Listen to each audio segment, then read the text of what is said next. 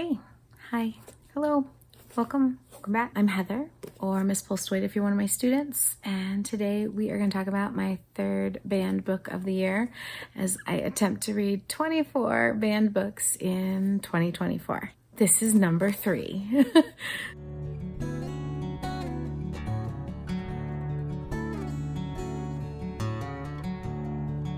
Hey guys, I am so glad that you are here with me. We are going to talk about my third book for my banned book reading that I'm doing, 24 banned books in 2024. It is hashtag 24BB.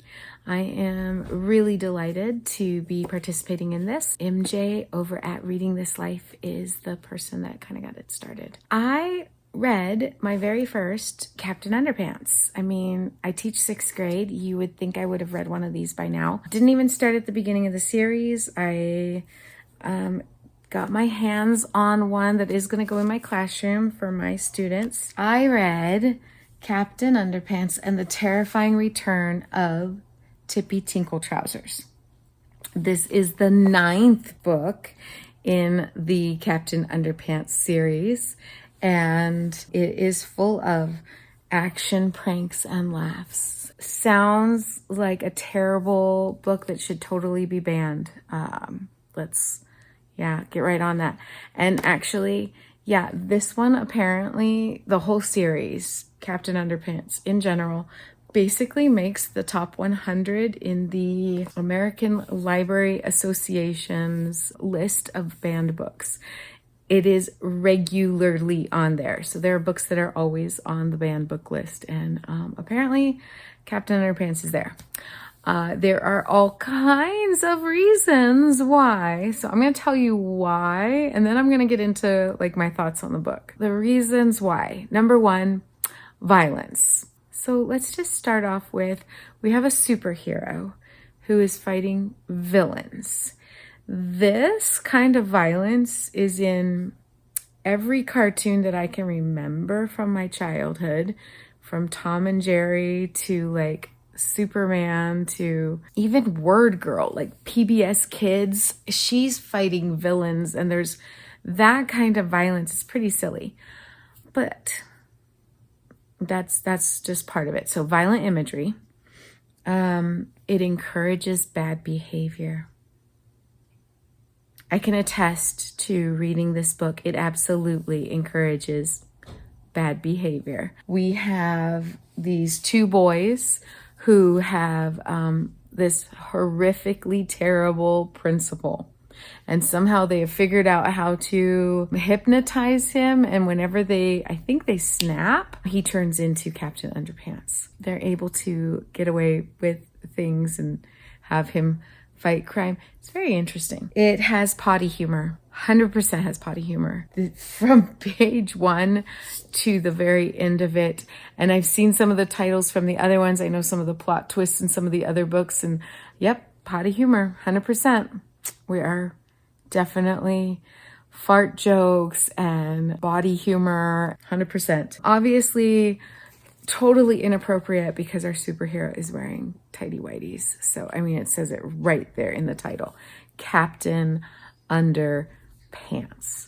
So, I mean, what could not be more scary for our children to read? Jokes aside, it is fine. 100% support any family that wants to say that a book is not right for their family.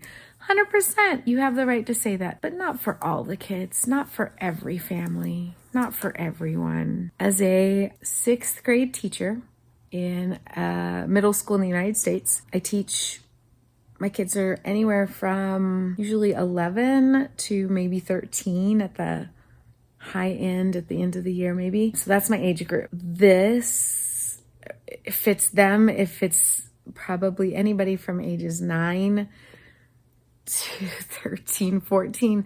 I mean, it's not a hard read or a heavy read. Lots of pictures that are helping to support the text. I did not know until picking this up that the boys in here, George and Harold, developed the idea of Dog Man. So I've got kids reading Dog Man. Had no idea the connection. look at that. I learned something. It's gonna pull in your reluctant readers. I have teenagers and an almost adult in my house, and they still laugh hysterically at fart jokes and potty humor. I mean, it works for a reason. It hits and gets the kids laughing. Some of the things that probably maybe were slightly questionable, I mean, I enjoyed it. I'm not going to read another one, but I enjoyed it. Probably because I could just see my students in it. I know who to hand this book to now. I know who would actually get a really big kick out of this book. It is The Terrifying Return of Tippy Tinkle Trousers. These are like robotic trousers. They're giant robotic trousers. And at some point, they lose the top half, and the person driving the... Here you go. This will just explain it better. So you can see why maybe parents are going to be like, what is happening there? But honest to goodness, it's kind of just hysterical. It in no way, shape, or form is anything but pretty much hysterical. We go back in time to when the boys are like young in this one, and I think they're in kindergarten, and there's like horrific bullying. The adults are not supporting the kids. Well, the principal's not supporting the kids, and so they fight back, and they're brilliant in their creativity and like the humor, and it's fine if the book's not right for you. But I can't tell you how many of my kids who hate to read would probably get a kick out of this one. Reading level is probably, I was gonna guess, maybe 4th grade. There's tons of pictures to support the reading, really draw you in. So while it's probably not a graphic novel, it is graphic novel adjacent. I found it to be one of the easier, more lighthearted, silly goofball things I've read in a long time, and for that reason, I think it's hitting exactly the demographic that needs these kind of books. Can I just say, as a teacher, the struggle is real in getting kids to pick up a book and read.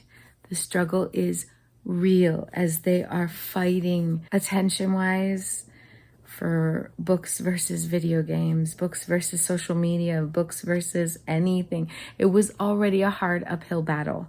And then you add technology, and then you put a phone in all the kids' hands. Books aren't winning, guys.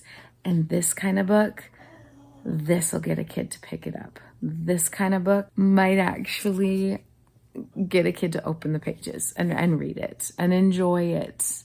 So 3 down. I definitely need to kick a little butt in May, and obviously June's my big reading month. 3 down, 21 to go. Thanks, guys. If you're liking what you're seeing, if this resonates with you, if you're enjoying my content, please like and subscribe. I would love to have you join us and get going on this journey. Anyway, have a fabulous day. We'll see you on the flip side.